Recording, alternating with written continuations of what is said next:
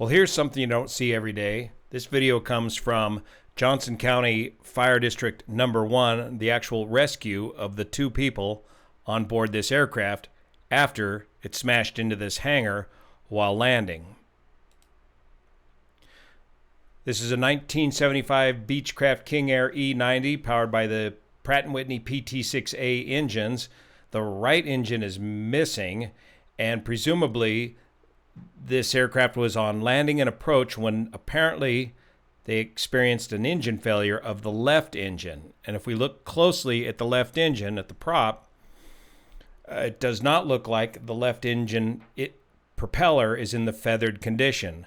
These are the Raisbeck four-bladed propellers on the PT6A engines, and there's the two crew members on board the aircraft, a 73-year-old pilot and a much younger female passenger, in some reports being reported as a trainee. So they're just sitting up there waiting to get rescued. How do we get off of this hangar roof?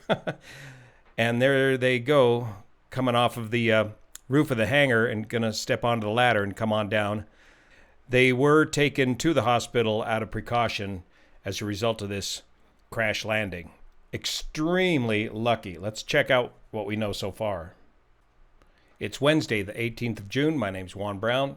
You're watching the BLANCOLIRIO channel, and this video, like all these videos, are brought to you by the viewers like you that support this channel on Patreon. Thank you for your support.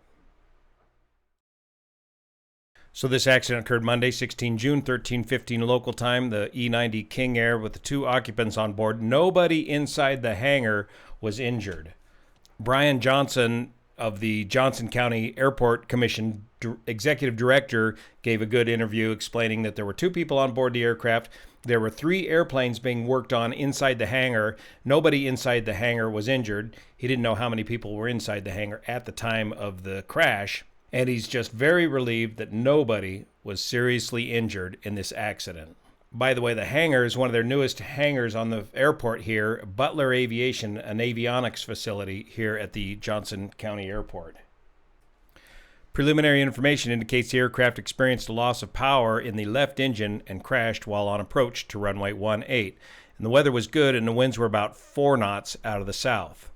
Here's a listing for November 1 Uniform Charlie on aircraft.com, undated listing, and it does list the fact that this airplane does or was equipped with a Autofeather feature on the PT6A engines. Olathe, Kansas.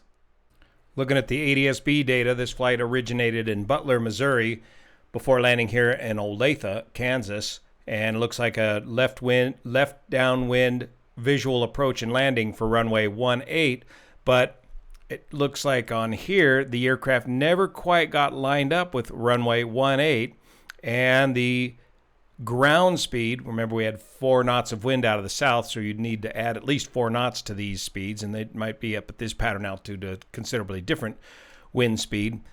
But the aircraft got down pretty quick, down to 87, 86 knots, and then 81 knots when they struck the building. If we download this geometric altitude export KML data here and put it in Google Earth, it looks something like this. So if we back up and look down the runway, we can see that the aircraft never quite lined up with runway 18, and it kind of snaked its way on in there, and it never touched the ground prior to impacting the hangar. Very, very lucky.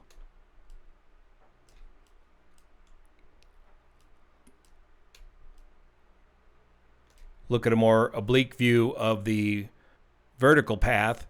The aircraft gets quite low down in here and then pops up briefly. So I suspect that the pilot is just naturally reacting to coming up onto the hangar here and pulled the aircraft up and flared and just tagged the corner of the hangar. Extremely lucky. Probably embedding that left engine into the hangar. So if they were having a problem with the left engine,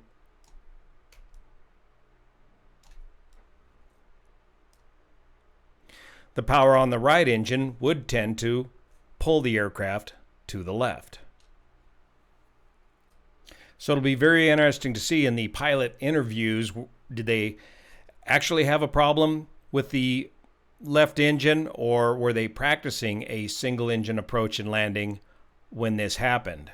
Looking at the POH for the King Air E-90, minimum single engine control speed 86 knots, so you can see plus or minus the wind on that ground speed, they were right there at that minimum single engine control speed when they struck the hangar.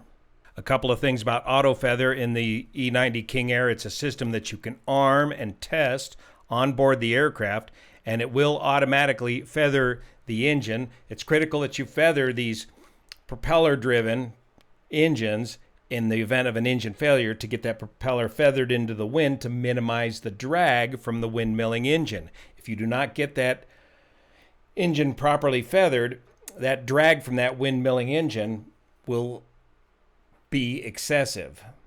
But this Autofeather feature is primarily designed for takeoff if you lose an engine at takeoff, so the system only arms when the power lever reaches 92% N1.